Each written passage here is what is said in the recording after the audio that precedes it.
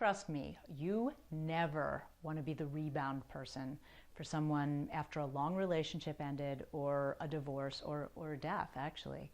Because the person that you're with, regardless of how they may be acting and how they may feel, isn't done the grieving process yet and isn't completely available to you.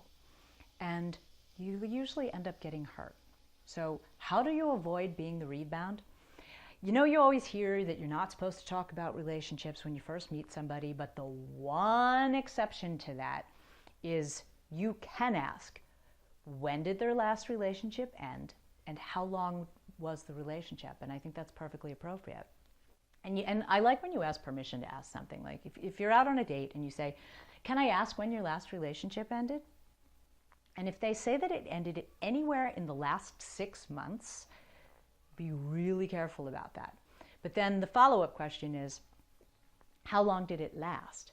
If they say their last relationship ended in the last couple of months or so, and it only lasted for a couple of months, then ask them when their last long-term relationship was.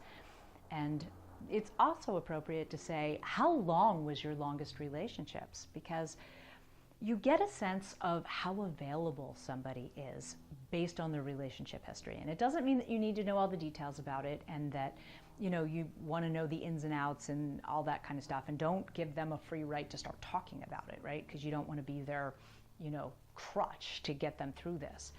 You absolutely, if you are the rebound person, never ever want to get in a situation where you're talking about the ex with your current partner, because now you become a little bit more of like a counselor, kind of, or a confidant than a lover.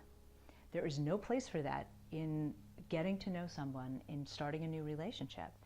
So when you first start dating, it is completely appropriate and actually really necessary to ask, when was your last relationship and how long did it last?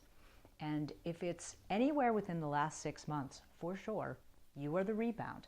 And keep your feet on the ground and be really aware of that and give them a lot of space.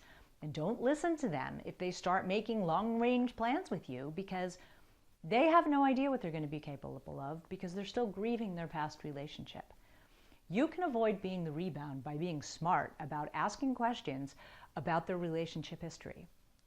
And that doesn't mean a whole inquiry about, like, you know, names, places, situations. Like, you don't need to know. You really just need to blanketly know, yeah, my last relationship ended a year ago, and yeah, it was a 3-year relationship, but I took some time to myself, and hopefully they dated a couple of other people, and then now they're ready to be open to a relationship. They say that when someone goes through a divorce, it really takes about 5 years for them to really get past it and really to be ready. And especially if someone was married for 20 years or longer, and now they're single and they're out dating, you do not want to be the first person they get in a relationship with, because they're not ready. They really need to find themselves first before they can be ready to be with somebody else. And you can really protect your heart so that you don't end up getting emotionally involved with somebody who's really not emotionally available to you.